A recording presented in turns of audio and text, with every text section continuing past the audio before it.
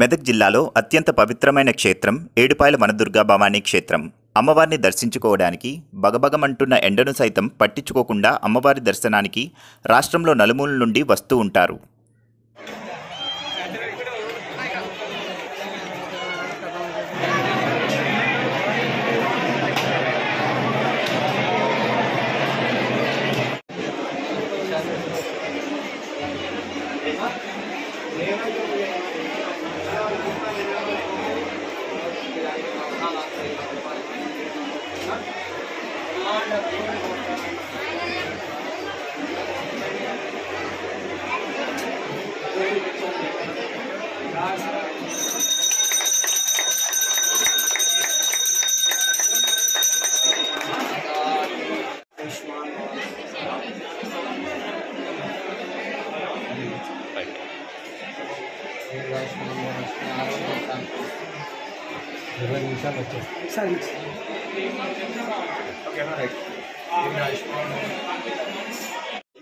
ఈరోజు మన యొక్క ఏడుపాయల అమ్మవారు అయినటువంటి దుర్గమ్మ గారికి ఈరోజు భక్తి శ్రద్ధలతోటి దర్శించుకోవడం జరిగింది. నేను సుభాష్ చంద్రజీ హైదరాబాద్ ప్రీమియర్ బీజేపీ నాయకుని, అదేవిధంగా చందు ప్రదీప్ గారు మీరు ఓబీసీ మోర్చా హైదరాబాదు ప్రధాన కార్యదర్శి. ఈరోజు ఓబీసీ మోర్చా ఎలక్షన్ అయిన తర్వాత అమ్మవారిని దర్శించుకోవడానికి దాదాపుగా 100 మంది ఇక్కడ రావడము. ఇది చారిత్రాత్మకమైనటువంటి వన అమ్మవారు ఏదైతే ఉందో తెలంగాణ ప్రాంతంలో ఉండేటటువంటి ముఖ్యమైనటువంటి దేవాలయాల్లో ఒక ఏడుపాయల అమ్మవారు కూడా అదే రకం.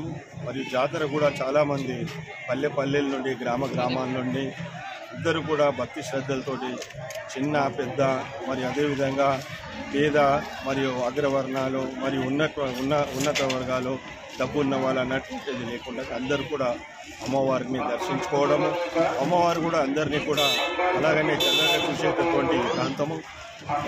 ఇక్కడ దాదాపుగా నేను 8-10 సంవత్సరాలు అవుతుంది బహుశా. ఈరోజు వచ్చిన తర్వాత ఈ ప్రాంతం ఏదైతుందో ఎంత అభివృద్ధి జరగాలో అంత అభివృద్ధి జరగలేదు. నేను ఇప్పుడు ఉన్నటువంటి ప్రభుత్వంతో కోరుతా ఉన్నాను, ఈ అమ్మవారి యొక్క దేవాలయ ప్రాంగణం ఏదైతే ఉందో అభివృద్ధి చేయాలని చెప్పేసి. ఎందుకంటే ఇది తెలంగాణ ప్రాంతానికే ఒక ముఖ్యమైనటువంటి ప్రదేశము. చాలామంది ఇక్కడ పేద బడుగు బలహీన వర్గాలు మరియు వాళ్ళ యొక్క మొక్కులు తీర్చుకోవడానికి ఇక్కడ అనేక వేల మంది ఈరోజు చూస్తున్నాము. నిజంగా కూడా ఒక మహాక్షేత్రంగా ఉంది. అంటే ప్రభుత్వం కనీసం దీనికి ఒక 200 కోట్ల రూపాయలు కేటాయించాలి.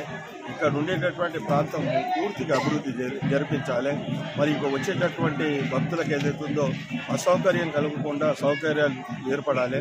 చూస్తూ ఉన్నాం కింద చెట్ల కింద రోడ్డు మీద అసలు దుమ్ము ధూళి ఈ రకమైనటువంటి అమ్మవారి దేవాలయాలు అంటే పరిశుభ్రతతో స్వచ్ఛందంగా ఉండవలసినటువంటి అవసరం ఉంది. కాబట్టి ప్రభుత్వాన్ని ప్రజల తరఫున తెలంగాణ ప్రజల తరఫున ఈ యొక్క ముఖ్యమంత్రి గారిని కోరుతా ఉన్నాము, వెంబడే దేవాలయాన్ని అభివృద్ధి పరచండి, భక్తుల సౌకర్యార్థాలు అన్ని రకాలు కల్పించండి, అమ్మవారిని ప్రశాంతంగా దర్శనం చేసుకునే విధంగా ప్రభుత్వం చర్యలు తీసుకోవాలని చెప్పి కోరుకుంటూ, మరియు అందరినీ కూడా తెలంగాణ ఏదైతుందో రాబోయేటటువంటి రోజుల్లో అధిక వర్షాలు కురిగి మరియు పంటలన్నీ సస్యశ్యామలంగా అన్నపూర్ణగా తెలంగాణ వరిదిల్లాలని కోరుతా ఉన్నాను.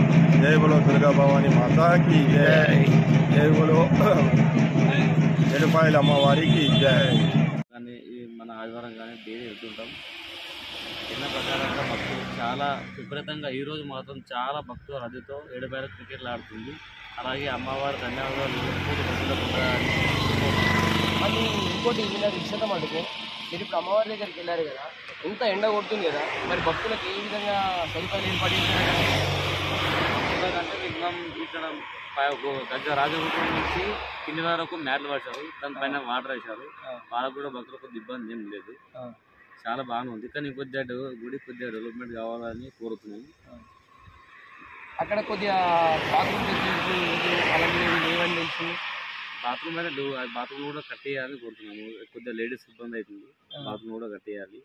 ఎందుకంటే అధిక సంఖ్యలో ఇంకా జనాభా ఇంకా పెరిగే అవకాశం ఉంది కాబట్టి బాత్రూమ్ కూడా కట్టేయాలని కోరుతున్నాం. రానున్న రోజులలో అమ్మవారి ఆలయం అనేది అభివృద్ధి చెందుతుందని చాలా మంది చెందుతుంది. కానీ మన బాత్రూంలో లేడీస్కి చాలా ఇబ్బంది అవుతుంది.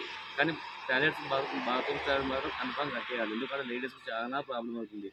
వాళ్ళు పనులకి ఇళ్ళకి వెళ్ళడం వాళ్ళకి ఇబ్బందిగా ఉంది.